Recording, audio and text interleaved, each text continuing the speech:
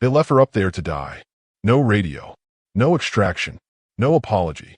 Just frozen silence at 3,540 meters, a wound that hadn't stopped bleeding in 4 hours, and a rifle scope fogged with her own breath.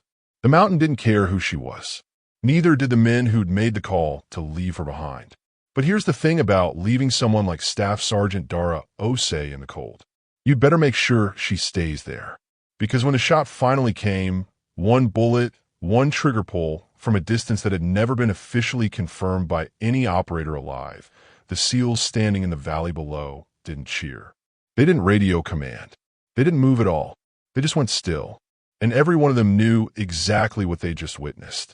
Now, before we show you what happened in that valley, what Dara saw through that scope, and the single line she spoke when the extraction team finally reached her position 4 hours later, drop a comment telling us where you're watching from. Hit subscribe, turn on the bell, and stay right here. Because this story doesn't end with a rescue. It ends with a reckoning. The Hindu Kush didn't forgive anything. Not bad decisions, not overconfidence, not the assumption that altitude was just a number on a map. At 3,500 meters, the air thinned to something that felt borrowed. Every breath carried less than it promised. Every step cost more than it should. And the cold, the kind that settled into joints and refused to leave, wasn't dramatic about it. It just arrived and stayed, like something that had been there long before the war and planned to be there long after. FOB Ridgeline sat at the shoulder of a mountain range that didn't appear on civilian maps. It was a forward staging position, not a base. No mess hall, no barracks, no comfort. Just prefabricated walls, a generator that ran on borrowed time, and a communications array that worked 80% of the time, which in the mountains meant it worked when it felt like it. The men and women stationed there called it the shelf, not because it was flat, but because it existed on the edge of something larger that didn't particularly need it to survive. Staff Sergeant Dara Osei arrived at the shelf on a Tuesday morning, if Tuesday still meant anything at that altitude. She came up in a supply convoy that smelled like diesel and cold metal. No special transport, no advance notice. Just her name on a rotation manifest, tucked between equipment crates and a medic who'd fallen asleep before the vehicle cleared the first switchback. She was Army Special Operations, attached to a Joint Task Force element whose designation hadn't been announced in any briefing room she'd ever sat in. Her records were clean, clipped, and mostly absent. The kind of file that answered just enough questions to stop you from asking the right ones. She was 31, 5 feet 7 inches, built lean and precise, the way years of selection and attrition carved people who lasted. Her skin was dark enough that the cold made it look almost luminescent in certain light, like something forged rather than born. Her eyes were quiet but active, the kind of eyes that filed information without broadcasting that they were doing it. Nobody met her at the gate. That told her everything she needed to know about how this rotation would begin. The shelf's tactical coordinator was a chief warrant officer named Geddes. 45, white temples, disposition like unfinished paperwork. He ran the FOB with the administrative efficiency of a man who believed logistics was the only form of honor that counted. He was good at his job. He was also the kind of man who decided within 30 seconds of meeting someone whether they mattered, and he'd already decided about Dara before she'd cleared the entry checkpoint. "Osei," he said, not looking up from his terminal, "you're attached to SEAL Team 7 for the Cargill Valley Overwatch Assessment. Observational role. You don't engage, you don't advise, you don't make calls." She set her duffel on the floor beside the operations table. "I understand the parameters," she said. He looked up then. Took a moment. The moment people always took. "You qualified for high-altitude operation?" he asked. "Yes." "Long-range precision?" "Yes." "Ever operated above 3,500? She looked at him steadily. "I've operated above 4,000. He held her gaze for exactly 1 beat too long, then looked back at his screen. "Team 7 briefs at 0600. Don't be late." She nodded, picked up her duffel, and found her own bunk. Outside, the wind moved through the wire like it was looking for something it had lost. Team 7 was 6 men, all SEALs, all carrying the specific kind of confidence that came not from arrogance, but from a track record of surviving things that had killed other people. Their team leader was Lieutenant Commander Joel Wren, mid-30s, compact, economical in movement and speech alike. He had 2 silver stars and a reputation for making decisions in the field that briefings never quite captured. When Dara walked into the brief the next morning, Wren was already standing at the map board. He registered her presence with a look that didn't linger, which she appreciated. His men were less measured. Petty Officer Vasquez leaned toward the man beside him. That the Army attachment? Apparently. What's her background? Classified. Vasquez made a sound that wasn't a word. The brief was clean and direct. Cargill Valley. Reported insurgent command element using the valley floor as a transit corridor. Team 7 would insert at 0300, move to an observation point on the eastern ridge, confirm the pattern, and extract before daylight, change the equation. Dara's role was observational only, an inter-branch assessment of joint operation protocol in high-altitude conditions. She would position at a secondary overwatch point 400 meters east of the team's primary position. You'll maintain radio contact every 15 minutes, Wren said, addressing her without ceremony.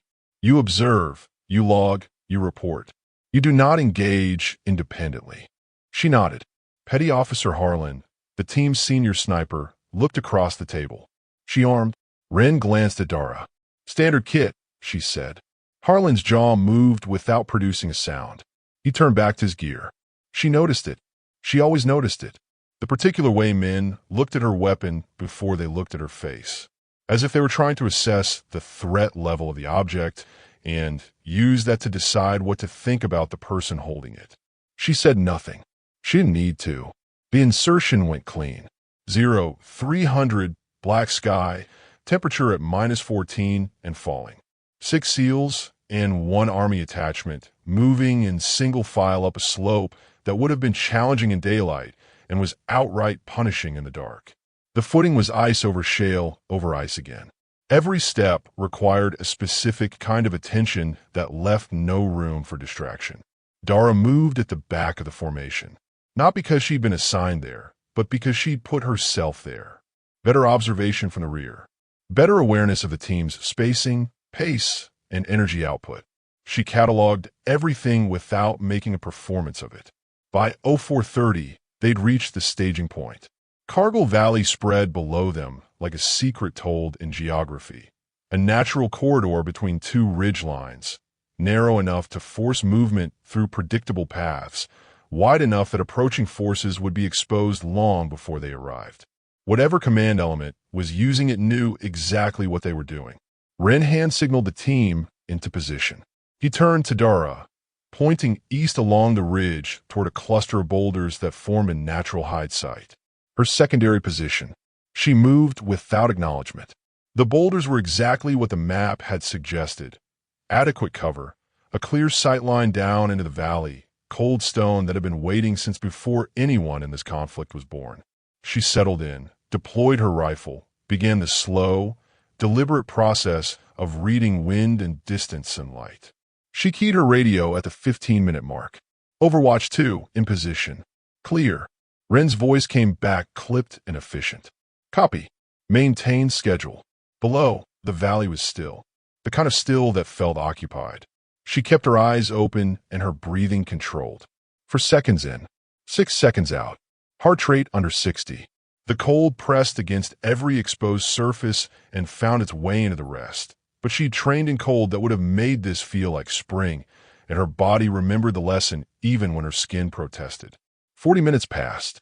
Then everything changed. The contact came without warning. It always did when the terrain was this complicated. One moment the valley was empty. The next, movement along the western approach. Not one man, not 2, but a coordinated element moving with the kind of practiced discipline that said these weren't opportunists. They knew the corridor. They'd used it before, and they'd brought enough personnel to make the team's position untenable the moment it was discovered. Wren's voice hit the radio. Contact west. Multiple tangos. Relocating. Then a sound she'd heard before and never got used to. Small arms fire. Distant, directional, already telling her story through echoes. She stayed on her scope, tracking, logging, reading the situation the way it was, not the way the briefing had described it. The next transmission was shorter. Overwatch 2 were compromised. Moving to extraction, point Alpha. Do not follow. Maintain your position and radio command for extraction. She pressed the transmit button. Understood. Status. No reply. She tried again. Nothing. She switched to the backup frequency. Nothing. The emergency channel, static, then silence. The radio was still in her hand when she heard the last sound she expected. The distinct, unmistakable whomp of a rocket-propelled grenade, and then nothing from Ren's frequency at all. Below movement, the insurgent element was repositioning. And among the radio chatter, she was now monitoring through passive intercept. One phrase repeated itself in a pattern that required no translation. They weren't pursuing the SEALs. They were repositioning to cut off extraction routes. She understood the situation with a clarity that was almost peaceful. They hadn't left her intentionally. The contact had forced the team out faster than the plan allowed for. But the effect was the same.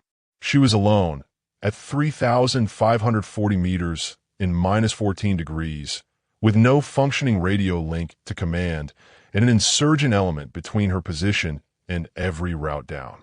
Left for dead in the cold. That was the phrase that arrived, clear and without drama. She didn't argue with it. She just added it to the list of facts and started planning around it. The bleeding had started during the repositioning. She hadn't noticed it during the first hour because the cold had done what cold does, numb the nerve endings just enough to slow the signal. But when she shifted position to improve her sight line after the element moved east, the sting arrived sharp and undeniable. Her left side just below the ribs. Not the RPG. She'd been too far east for the blast radius. Shrapnel from secondary fragmentation off the rock face. A piece of mountain she hadn't planned for. She reached down, felt the wetness. Not arterial, the pressure told her that much. But consistent. The kind of wound that didn't kill quickly but had opinions about timelines. She packed it with what she had. Applied pressure, then went back to the scope. Because here was the thing that nobody who hadn't been through the training understood, and everything that had put her here was about understanding it. The wound was a variable, not a verdict. You accounted for it, you managed it, and you continued the mission until the mission changed. The mission had changed. It was no longer observational assessment. It was survival.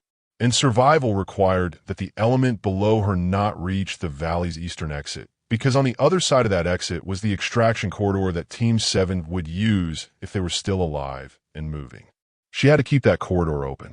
She had one rifle, limited ammunition, and a body that was losing heat and blood in roughly equal measure.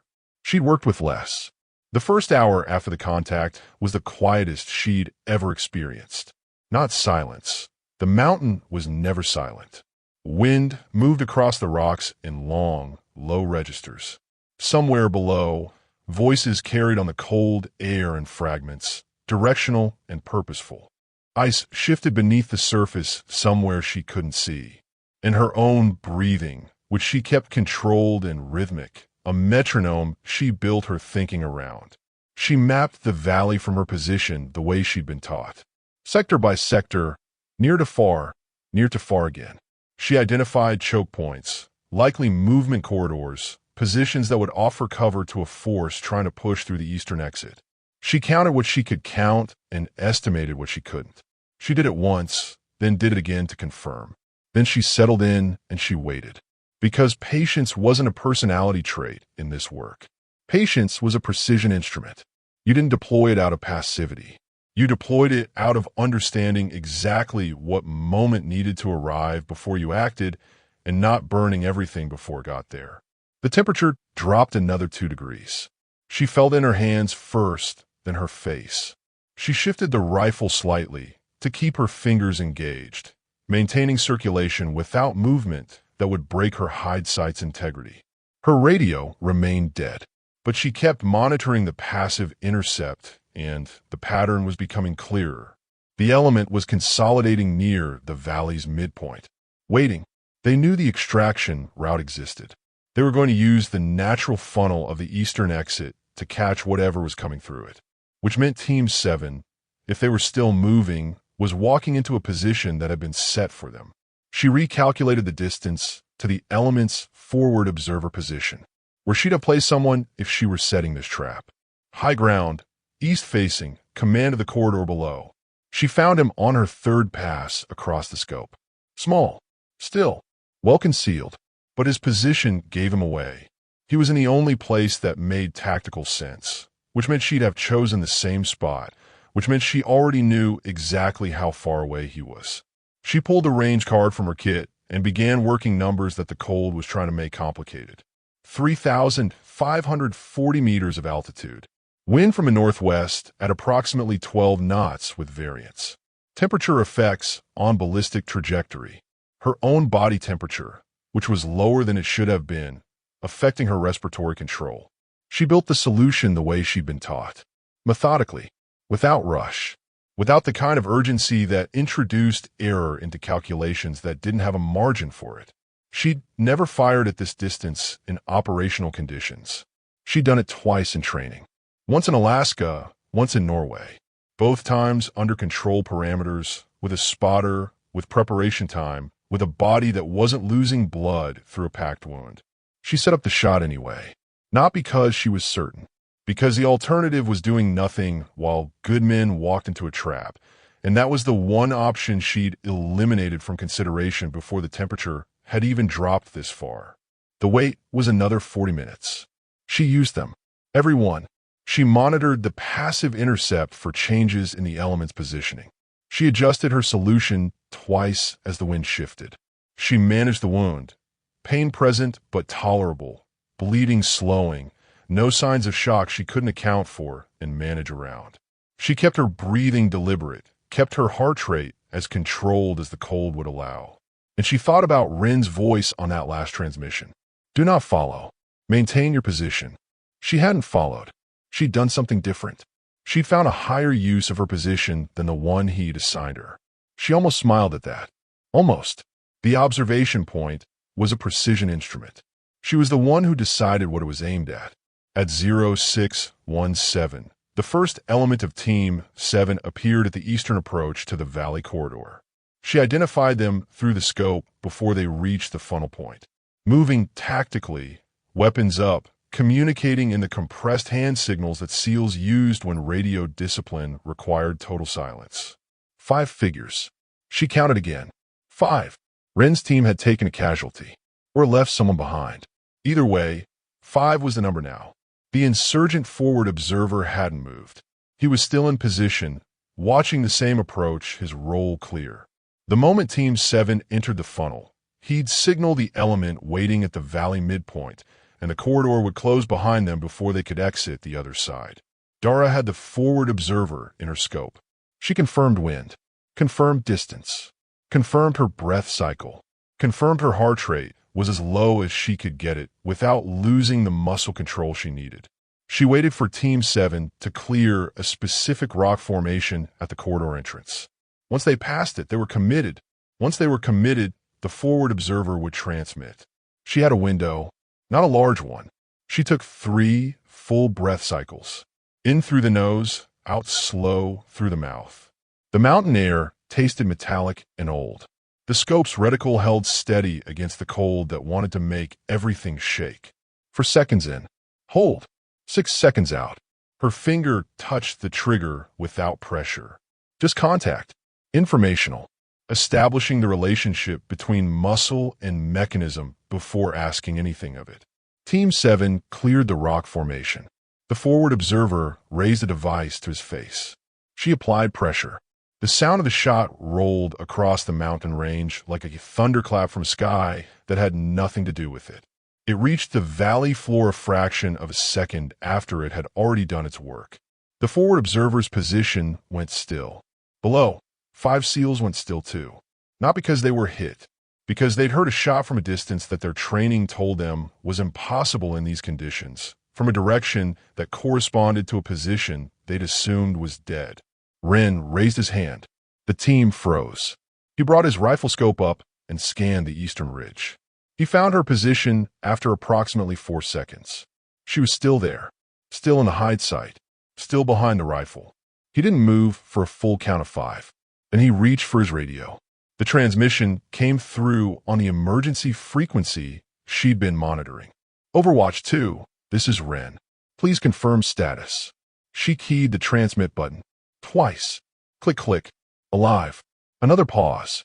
Overwatch 2, maintain position. We're coming to you. She set the radio down and kept her eyes on the valley. The element at the midpoint had gone aground. The forward observer's silence had changed their calculation. They no longer knew what they were dealing with, which meant they'd wait to find out before committing to anything, which bought exactly the time she needed. She let herself feel the cold then, briefly and completely, allowed the pain from her side to register at its full volume for approximately 30 seconds. Then she compressed it back down to manageable and began the deliberate process of cataloging her physical status for the medic who would arrive with the team. Wound, left lateral torso. Shrapnel, estimated 2 to 3 centimeters. Controlled bleeding. No shock indicators beyond elevated respiratory rate, which was being managed. Mild to moderate hypothermia onset. Extremities affected, but core temperature likely tolerable. She filed worse medical self-assessments from warmer locations. The wait for the team was 18 minutes. She counted them in 4-second breath cycles and used the time to monitor the valley below. The element had repositioned twice, cautious movements that said they'd decided the mathematics of the situation no longer favored aggression. Good. When the first figure appeared on the ridge to her west, she recognized the movement before she recognized the person. Ren came through the gap in the boulders alone, weapons up, scanning. He found her behind a rifle and stopped. He looked at her for a long moment. Then his eyes moved to the wound on her left side. Then back to her face. He said one thing. How long have you been hit? For hours, she said. Something moved across his expression that wasn't quite guilt and wasn't quite awe and was probably both. Can you move? I've been moving, she said. I just stopped to work. The medic was Petty Officer Santos. Not the same Santos from other assignments, but the type, the ones who carried their competence in their hands and their patience in their eyes. He worked her wound in the hide site with the economic efficiency of a man who understood that speed and precision weren't opposites out here. Through and through, he asked, hands already inside the field dressing. No, still in there. Estimated size? 2 centimeters, maybe 2.5. He nodded. Didn't argue with the assessment. Didn't look surprised that she had one. While he worked, Ren crouched nearby, his back to the valley, his voice low and direct. You maintained your position. Yes. Radio was down. Yes. You identified the forward observer. Yes. He was quiet for a moment. The mountain wind moved between them. What was the distance? He asked. She told him. He didn't respond immediately. She watched him do the math in his head, the way every operator did the math when a number like that arrived. Running the variables, checking the conditions, assessing what the combination of factors required to produce that outcome. He looked at the valley floor, at the position she'd engaged, then back at her. We were 42nd from the funnel, he said. I know. The element at midpoint would have closed behind us. I know. Another silence. Santos tied off the dressing and began rapping. Dara didn't flinch, which was either discipline or the cold, and she decided it didn't matter which. I left you up here, Ren said. You made a tactical decision under contact. I made a call that assumed you weren't viable. She looked at him directly. That's a different conversation. He held her gaze. Then he nodded once. The kind of nod that meant more than agreement. The kind that acknowledged something that wouldn't be written in any after-action report, but would be carried by the man who made the nod for as long as he remained in the business of making decisions about other people's lives. Can she move? He asked Santos. She's been moving for 4 hours with a wound and no evac, Santos said, not looking up. I think she gets to decide what she can do. Ren looked back at Dara. She was already pulling her kit together with her right hand, left arm limited by the fresh dressing, but functional. Extraction point Bravo, he said. 40 minutes. Think you can hold that pace? She stood. I've been holding a pace since 0300, she said. You're the ones who just arrived. The walk to Extraction Point Bravo was the kind of 40 minutes that compressed time and expanded everything else. The 5 remaining SEALs moved around her, not protectively because she hadn't asked for protection, and not distantly, because whatever distance had existed at the start of this rotation had been resolved somewhere between the shot and the hide site and the conversation with Wren in the wind. They moved with her.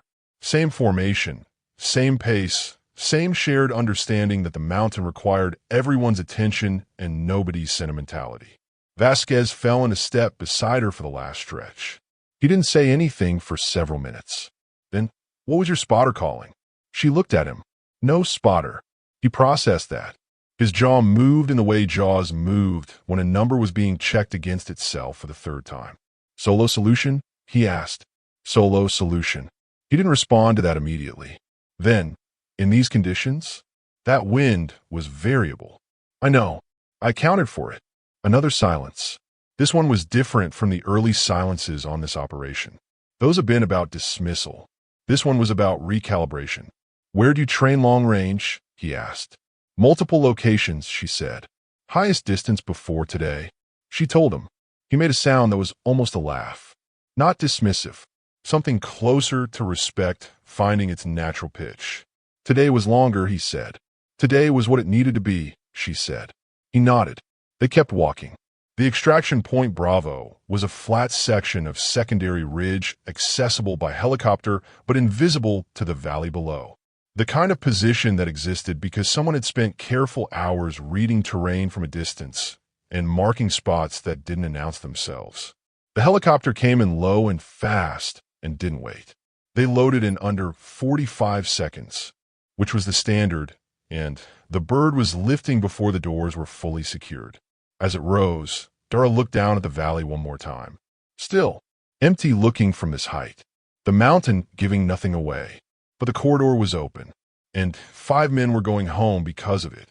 She turned away from the window and closed her eyes for the first time in hours. The debrief happened 2 days later, after surgery, after the shrapnel was out, after 22 hours of sleep that she hadn't planned for, but her body had decided were non-negotiable. The room held 4 people beyond herself. Wren, the Joint Task Force commanding officer, a colonel named Parrish who wore her authority the way furniture wore grain. It was just part of the structure, not a decoration. A JAG representative, and Geddes, who'd assigned her the observational role and whose expression, when she walked in, had the look of a man revising something he'd written in ink. Parrish opened the session without preamble. "Staff Sergeant Osei, your tasking on Operation Cargill was observational assessment of Joint Operation Protocol in high-altitude conditions. Walk us through your decision to engage independently." Dara sat straight-backed, hands flat on the table. At 04:57, my radio link to command failed following a contact event that separated me from Team 7. I identified an insurgent forward observer in position to compromise Team 7's extraction corridor. I assessed the tactical situation and determined that an action would result in the deaths of 5 American operators. I took the shot. Parrish looked at her over the top of her notes. At 3,540 meters of altitude, in -14-degree conditions, while sustaining an untreated shrapnel wound, with no spotter, no direct command authorization, and equipment that had not been zeroed at that distance in those specific conditions. "Yes, ma'am." And the round found its mark. "Yes, ma'am." Silence. The JAG representative made a notation. Geddes looked at a point above Dara's head that he found easier than her face. Parrish set down her pen.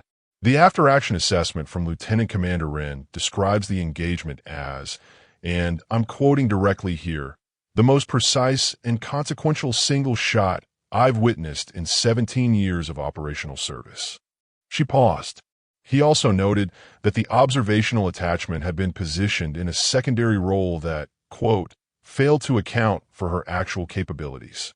Wren, sitting to Parrish's left, said nothing, but his jaw held a particular set. "Staff Sergeant," Parrish said, "is there anything else you want to add to the record?" Dara considered it. "No, ma'am. The record covers it." Parrish looked at her for a long moment. Not the kind of look people use to assess a threat level. The kind of look people used when they were deciding how to appropriately categorize something they hadn't had a category for before. "Effective with this debrief," Parrish said. Your operational clearance is being updated. Your designation within Joint Task Force elements is revised from observational attachment to primary precision asset. She closed the folder. Is that acceptable? Yes, ma'am. You'll be reassigned to a new rotation beginning in 8 days. Full authorization for independent engagement decisions within mission parameters. Dara nodded once. Parrish stood, which ended the meeting. As the room emptied, Wren lingered. He waited until Geddes and the JAG representative had cleared the door, then turned to Dara. He didn't say what she'd expected him to say. He didn't apologize. He didn't over-explain the decision he'd made on that ridge when the contact came and the team had to move. He didn't try to put the gap between what he'd assumed about her and what she'd turned out to be into words that would make it smaller than it was. He just said, "I'll know better next time." She looked at him.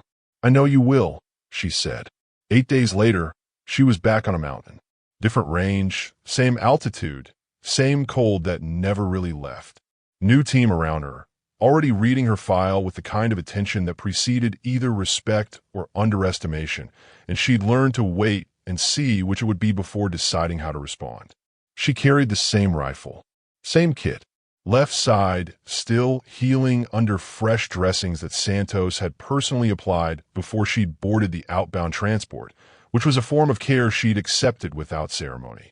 At the staging position, a young SEALs specialist named Park pulled up beside her during the gear check. 26, serious, the kind of young that still asks questions aloud instead of carrying them quietly. "They're saying you made a 3,540-meter shot," he said. "Solo. No spotter." "That's accurate," she said. "In those conditions." "Yes." He was quiet for a moment, checking his equipment with hands that were slightly too careful. "I've been training long range for 3 years," he said.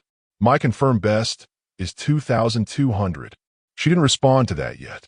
She finished checking her own kit, methodical and unhurried. Then she looked at him. "Keep training," she said. "The mountain doesn't care what your best was yesterday." He nodded slowly. She adjusted her pack and turned toward the slope. "Ma'am," he said behind her. She paused. "Were you scared up there?" "A lone hit, no radio." She considered the question honestly, which was the only way she knew how to consider anything. "I was cold," she said, "and I had work to do." She started walking, and Park, to his credit, fell in his step behind her without another word. The after-action report that was filed on Operation Cargill included a passage that found its way into training doctrine for joint high-altitude operations within 18 months of the event. It was 3 sentences long, buried in a technical annex, attributed to no specific source. The assumptions an operation makes about its personnel become its primary vulnerability when those personnel exceed those assumptions. Individual capability assessment must precede positional assignment in all complex terrain environments. Observational roles should be assigned only to observers. Nobody quoted it publicly, but the people who needed to understand it understood it completely. In a training facility in Virginia, 6 months after Cargill, a new cohort of SEAL candidates was running a high-altitude simulation. Their lead precision instructor walked in on the first day without ceremony, set her kid on the bench, and began the session without introduction. One of the candidates leaned toward another. "Who is she?" The other shook his head. "No idea." Their team leader, a senior operator who'd read the Cargill report twice and understood the 3-sentence annex the way you understood something that had personally cost you, looked up from his clipboard. "She's the reason the corridor doctrine changed," he said. "Pay attention to everything she tells you, and don't ask her to observe." The candidate who'd asked looked confused. "Why not?" The team leader picked up his pen. "Because she doesn't observe," he said. "She decides." "Would you have kept moving if everyone assumed you were finished? Do you think the most dangerous soldier in the room is ever the one they didn't bother to brief on what she was really capable of? And when they left her up there in the cold, did they really think that was where the story ended? Drop your answers in the comments. We read every single one. Hit that like button, subscribe, and make sure the bell icon is on so you never miss a mission like this one. Share this story with someone who still thinks limits are decided by other people. Your next story is already on screen. Go ahead and watch it now. We'll see you tomorrow.